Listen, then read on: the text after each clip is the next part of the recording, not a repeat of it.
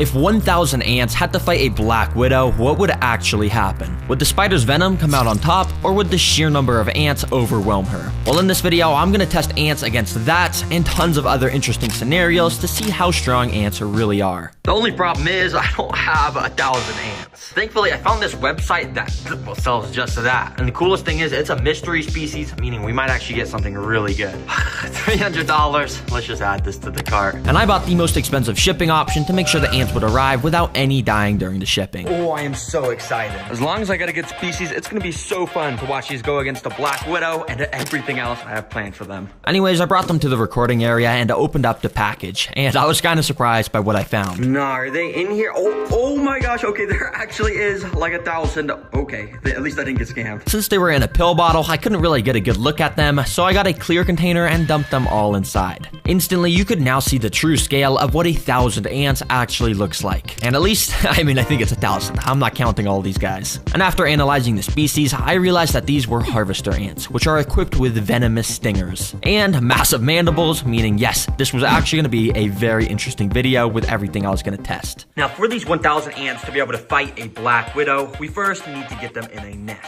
And well, everyone say hello to the Terra jar. It's like Terra Green, except I replaced the green with a jar. Anyways, let me go and dump all these guys in here. Be free, everyone. This is way bigger than that tiny pill bottle you were in. Right away, you could see the ants starting to move around on top of the soil. Now, you might be thinking that this isn't enough space for the ants. Well, it actually is, because this is specifically designed for the ants to dig out tunnels all along the sides of the glass. And as the video progresses, we're gonna see their nest get crazier and crazier. And yeah, most of the ants were kind of going crazy trying to climb up the glass, but after leaving them alone for only a few hours, you could see they were already starting to construct their tunnel system. Each of the worker ants would pick up singular grains of sand from the tunnels, walk up to the surface, drop the sand, and go back down to repeat the process. And when you have 1,000 ants, you can see they dig out a pretty good amount in only just an hour of this time-lapse footage. Oh yeah, it's sick to see the ants already starting to build their nest, and it should be fully dug out by the end of the video. Anyways, as you know, I'll be putting these guys to the test against a black widow. But before then, I have all of these different training activities to prepare the ants for the final spider boss. And second up, we're gonna see how fast they can take down some prey.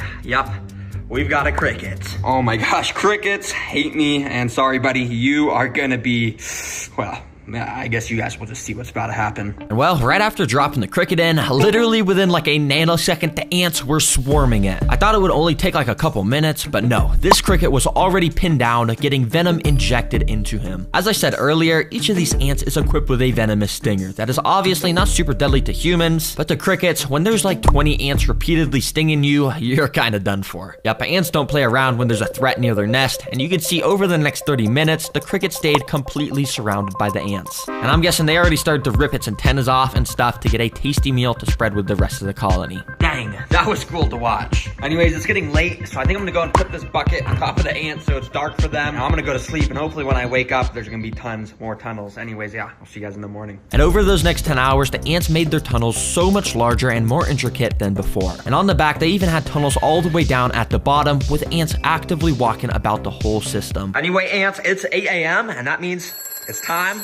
As you can see, the alarm's going off. It's time for challenge number 3. Let's get these ants trained even more. For this training, I have to pick up one unlucky ant and transport him to the ant lion pit. If you don't know what an ant lion is, well, this is it. It's just a tiny little bug that has actually evolved over millions of years to be an expert at taking down ants. Basically, when you go and put them on the floor, they start to dig themselves under the ground, and then they just go around digging. And I have 9 more of these guys, which I spread across the whole tank. And as you can see, they all dig around, making these little lines in the ground. But after waiting a few hours, you can see that each of the ant lions had actually dug out their own little pits in the ground, and when an ant walks into the bottom of them, they're basically cooked. All right, ant, I'm gonna put you right at the start, and at the end, I'm gonna put some breadcrumbs so you can bring back to the colony if you survive this. And without further ado, I let the ant loose. Let's see if he can get the bread to feed the colony. Immediately, he started to explore around the sand area. He had no idea that he was constantly walking near these pits of death, and eventually he took a wrong step and stumbled inside of one. These pits are specifically designed to make the ants trip into them, but the ant lion at the bottom must have been sleeping or something, because nothing happened and the ant was just able to walk out. But if you look closely, this caused the antlion to wake up. He was now active and armed, with his mandibles now throwing up sand in case the ant walked in again. And over the next few minutes, the ant did just that. He kept walking inside of the pit, but the antlion just could never quite snap on the ant at the right time. Well, that was until this. You see, this is paused footage, but basically if we unpause it, you can see exactly what happens when an antlion gets a hold of the ant. The antlion started to bring the ant underground, and within a few seconds, it was like there was never anything even here. I thought it was over, and you could tell by the sand moving that the ant was getting pulled further and further underground. But all of a sudden, I saw this. A little bit of the ant's head had poked out of the ground. He somehow was fighting back, and must have been using its stinger to try and escape. I immediately rushed back and recorded with my other camera, and what I saw was so weird. The ant had somehow made it out from under the sand, but it wasn't trying to escape. In fact, it was using its front legs to try and dig back under the ground. Bro, what the heck? Why is this ant digging like a dog? He's literally using his front legs to dig in the sand where he almost just got killed. Bro, this guy's crazy. Nah, bro, if you want to be eaten by an antlion that bad, I will gladly put you right there. Have fun, buddy. And right after putting him in this pit, this antlion also woke up and eventually snapped at the ants. And it once again started to pull him underground. But miraculously, this ant was able to fight back once again and somehow broke free, immediately ran out of the hole and straight over to the breadcrumbs to claim his prize. Nah, this ant tricked me to have me move him closer to the bread,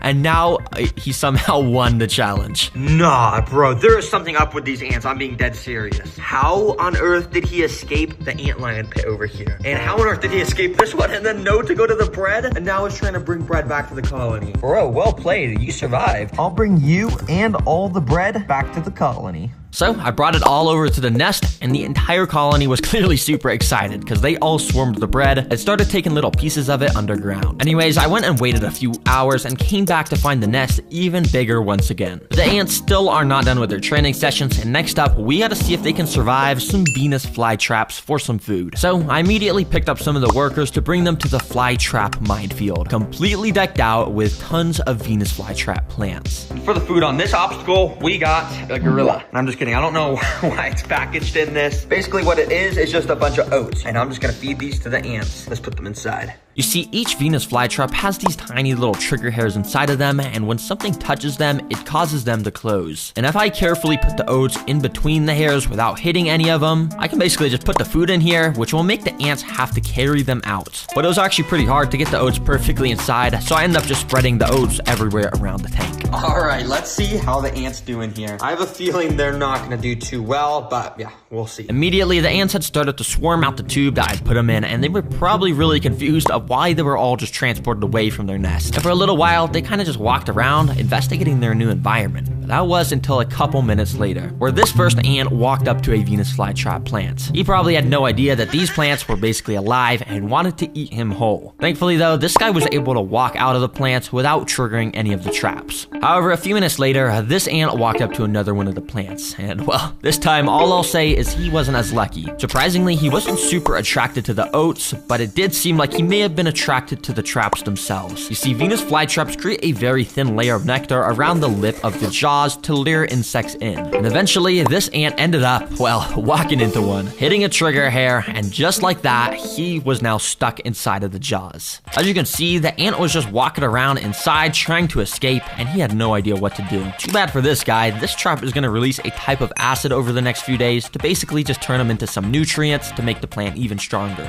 Now, interestingly enough, pretty much all the ants I had put inside were staying away from the traps and were all grouped up around this corner. In fact, they were actually starting the process of digging some more tunnels. Now, these ants still think they're in the nest. They're just trying to dig. Well, I mean, I guess it's pretty smart if you're not getting eaten by the traps. Because over the next 20 minutes, only one single ant came across another Venus flytrap. This guy. Let's call him Larry. Now, Larry is a daredevil because he was walking all over the jaws of all of these plants, absolutely risking it for the biscuit. But eventually, Larry's luck ran out because of this happened. The jaw had closed on him, leaving half of his body stuck out of it. But this was actually pretty good for Larry, because it means he had a chance to escape. Using all of his strength, which, albeit is not very much, he tried pushing himself out of the jaws. But the trap is designed to just get tighter and tighter as time goes on, meaning this ant was doomed. Well, not actually, because I kind of felt bad for Larry, so I cheated nature and used my tweezers to open the trap. I safely got Larry out and brought him back to the rest of the colony. Anyways, that training actually went really well. Every single ant survived except one. So I brought them all back to the nest and gave the whole colony a bunch of these little gorilla oats to show my support. As you can see, it didn't take long for some of the ants to start moving the oats down to their intricate tunnel systems. And speaking of these tunnel systems, the last training session I'm putting these ants through before the Black Widow is a flood simulation. Yeah, I'm flooding this ant nest. Well, kinda, because if I actually flooded this thing, it would kill every single ant. So instead, I've got this thing called the Little Dripper, which as you can see, drips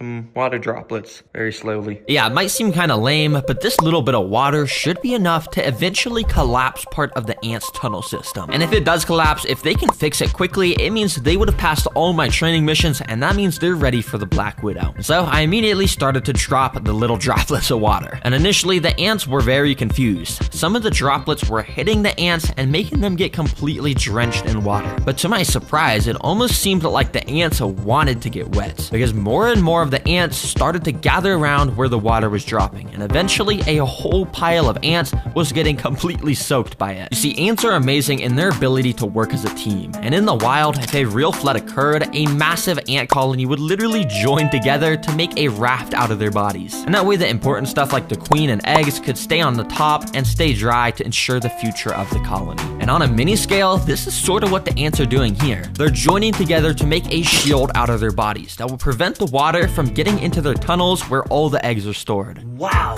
ants are actually amazing. I was totally expecting these tunnels to just collapse from the water, but it seems like ants have literally evolved to do pretty much anything. I'll remove this water. I don't want to do any more harm. You guys proved to me you're very capable. They instantly took down the cricket, somehow escaped the ant lions, survived the Venus flytraps, and even survived a flood. And throughout that process, they managed to build an awesome nest with a thriving colony. It is safe to say these ants are ready for my Black Widow. Now this is actually my last Black Widow because all the other ones from my other videos have escaped.